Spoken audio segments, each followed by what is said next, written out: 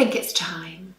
It's time to start giving the kids pocket money. Not because like official pocket money or just money here and there? Well, I think just because it's just another one of those things, isn't it? I think where they're just not understanding the value of money enough. And I've really noticed that they're just asking for stuff. I want this, I want that. I want. Especially, Rocco's 11 now, and I really think it's time that he needs to start to understand you have this much money in the pot, and then you can decide whether you spend it on this thing, or this thing, or this thing. So when you not get anything yet? No, because he just asked for something and I decide whether he gets it or not. Okay. So they've never had a set amount. And I used to get pocket money when I was little. Oh God, when I was that age, I was already we would get maybe £1 a week, and my sister and I would pool our pocket money in together. So already we were learning from that we wanted, well, this is it, we wanted the Beano and the Dandy. So if we went in together, we would get our Beano and our Dandy and some snacks, and then we would be able to swap those comics, and we'd both go down together and spend our money on a Saturday morning down at Martin's, which was the newsagent, and that was it. That was great. We knew what we could spend. Right, so here's the problem. I've tried it before and I gave up on it, because you give Rocco a couple of quid and he is likely to save it and then spend it on something bigger, fairly wise. Diggory is likely to get the money, rush down to the shop and spend it on sherbety sweets that, I mean, he's just hideous on sweets. Yeah. He really is. So, well, is that the one bottom line rule? You can spend this on whatever you want, but you're not allowed to spend it on sweets. Or is that really controlling? I mean, but that's what I'm questioning. We were allowed to have that treat at the weekend. It was that weekend treat. We were allowed to buy that chocolate bar, or it'd be a bag of bonbons. You know. Yeah, for me, but there's also the difference is kids expect so much more these days. I used to get 10p, and I'd go and get 10 penny sweets. But now kids aren't like pennies. They're just not interested in pennies. They want pounds. But with pounds, you can buy a lot more sweets and a lot more rubbish.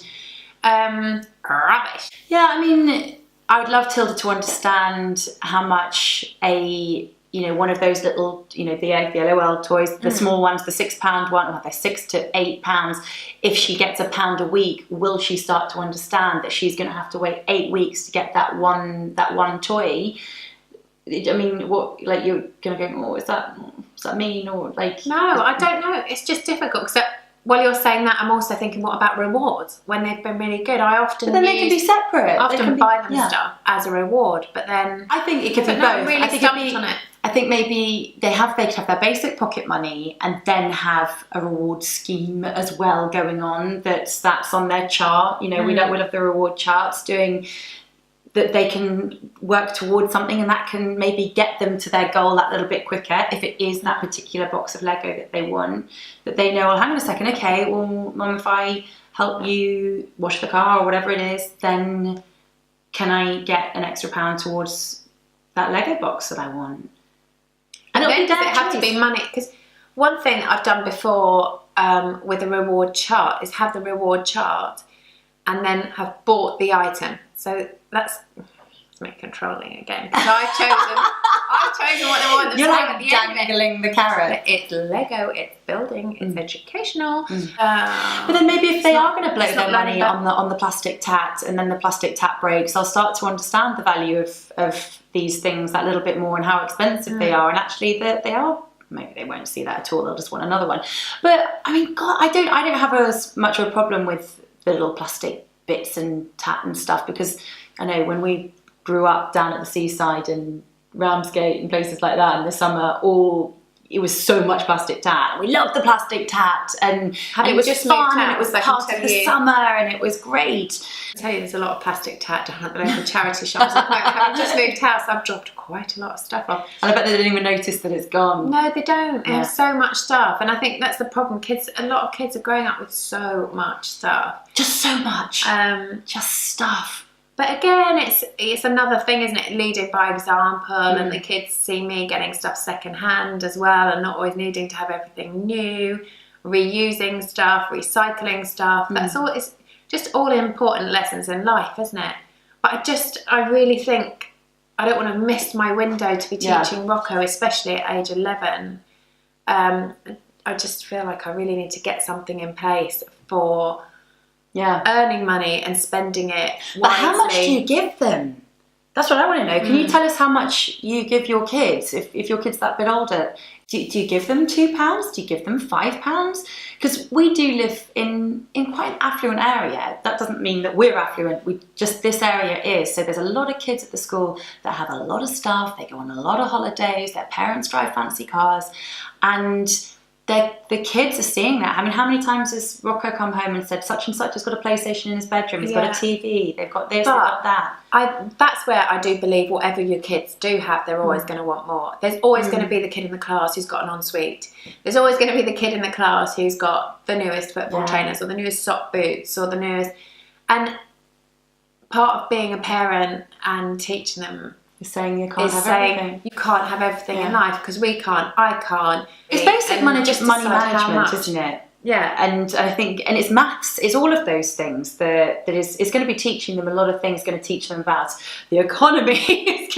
It's such a basic level, but basic pocket money, I think, is your first step into the world of finance. It really is. And I think that's a really important thing. You know, budgeting, which is massive. They're seeing me, you know, single mum, living on my own. They're seeing me have to watch every penny that goes out, and they can't just have everything they want. I'm having to say no to a lot more now, and it is important lessons. But I think my question is, how much is the right amount for an 11-year-old, a 9-year-old, and a 6-year-old? And that's the other thing. Do you give them different amounts? Because I think so. Ours went up 10p a year. Oh, I think so. On our birthday, I went up from 20p to 30p to 30p to 40p. Well, I think Holly and I got the same. So did you? Yeah. But is that okay as well? Does the older one get a bit more because they're older?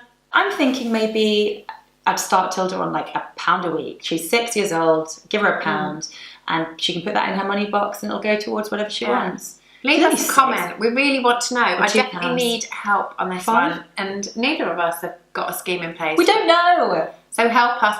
This needs to have loads of comments on this. Yes. And then we'll take the average and we'll give it a go. That's a really good idea. Yeah. We want all your ideas to help us.